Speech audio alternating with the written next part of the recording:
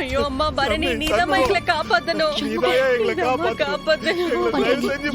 என்ன தப்பு செஞ்சிருந்தாலும் எங்களை மன்னிச்சிருங்கய்யா. தப்பு பண்ணிட்டோம். என் மகனை விட்டா எங்க 2 பேரையும் அடிச்சே கொன்னுடுவாயா.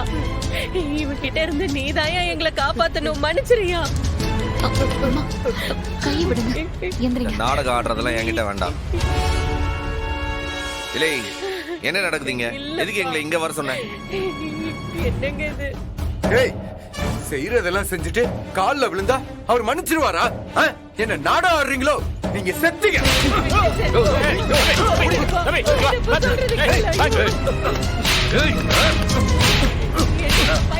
முன்னாடி அடிக்கிற கொண்டு விடுவேன். நீ பாட்டுக்கு அடிச்சிட்டு இருந்தா போலீஸ் இடத்துக்குள்ள இருக்கோம். மரியாதையா வாய மூடிட்டு இல்ல.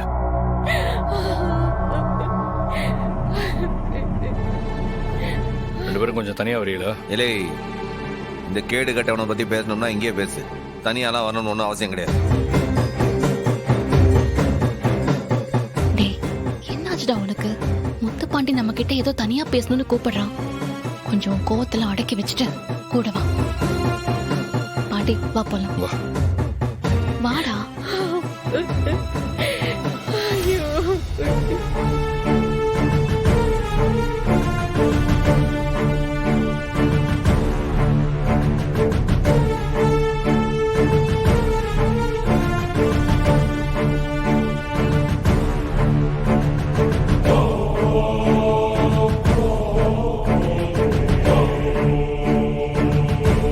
டேய், என்னடா இது?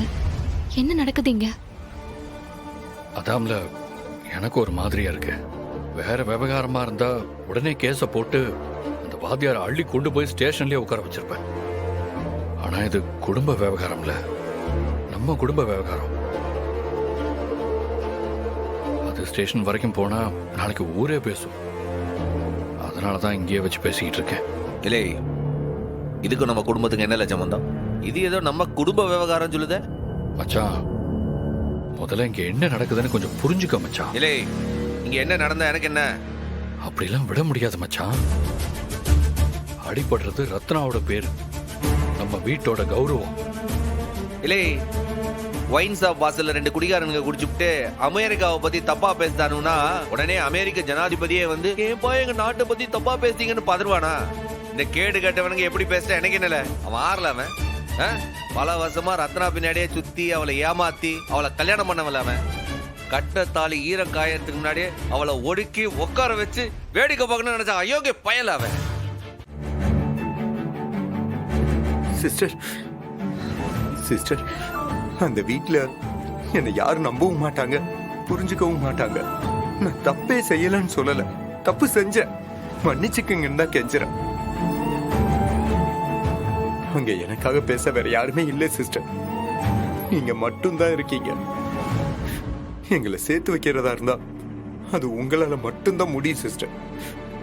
தயவு செஞ்சு எப்படியாவது என்னை ரத்னாவை சேர்த்து வச்சிருங்க சிஸ்டர். உங்களுக்கு புண்ணியமா போகும். Please sister. ஐயோ, வெங்கடேஷ்.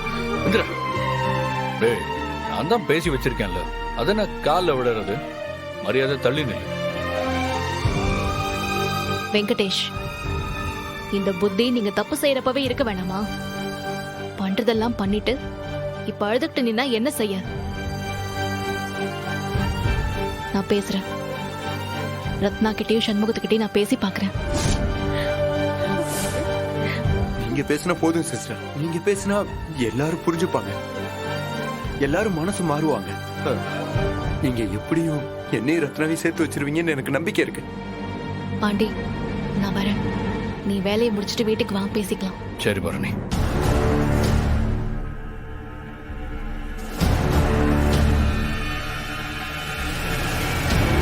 நீ செஞ்ச வேலைக்கு உடனே உன் மேல கேஸ போட்டு உள்ள தூக்கி போட்டுருக்கணும்.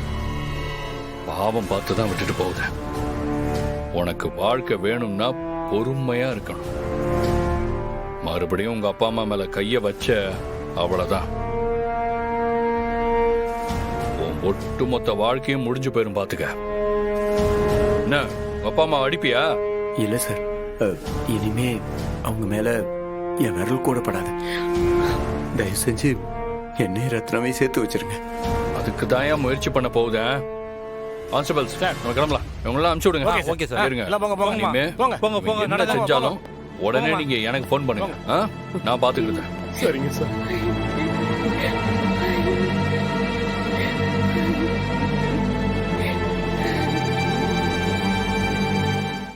அந்த பொண்ணு மறுபடியும் வாழ வந்தாலும் நீ இந்த மாதிரி நடந்துக்கிட்டா உன் கூட வாழ்வாளா? No no no no no no no. அவ முன்னாடி நான் நடிப்பேன். பக்தி பழம் மாதிரி வேஷம் போடுவேன். கூட இருந்துகிட்டே அவளை நம்ப வச்சு அவ கழுத்த கர கர கர கரன்னு அறுப்பேன். புரிஞ்சதா? டேய் தம்பி, ரொம்ப பயமா இருக்குடா. இதெல்லாம் வேண்டாம்டா, விட்டுடா. ஏய், கொன்றுவோன. வேணான்னு எவனும் எவளும் எதுவும் சொல்லக்கூடாது. எனக்கு அந்த ரத்னா வேணும். அவளை நான் விட மாட்டேன். அவ எனக்கு அடிமையா வந்து இந்த வீட்ல என் முன்னாடி வந்து நிக்கணும்.